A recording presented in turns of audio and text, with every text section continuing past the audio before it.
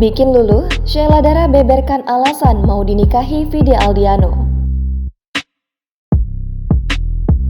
Penyanyi Vidi Aldiano akhirnya melepas masa lajangnya.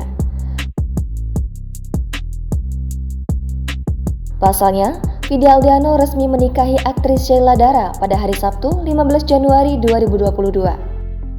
Sheila Dara mengungkapkan alasannya bersedia dipersunting Vidi Aldiano. Menurutnya, Vidi Aldiano adalah sosok yang baik dan menyayangi orang tua. Kendati terdengar klise, namun Sheila Dara mengungkapkan jika kedua aspek itu merupakan hal yang penting baginya. Pasalnya, dia berharap jika Vidi bisa menyayangi mertuanya.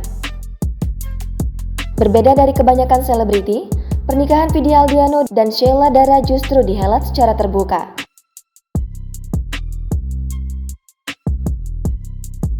Tak hanya dihadiri keluarga dan teman dekat, Vidi Aldiano dan Sheila Dara mengajak para penggemar untuk turut memeriahkan momen bahagia mereka. Pasalnya, acara pernikahan keduanya turut ditayangkan secara online melalui live streaming di YouTube.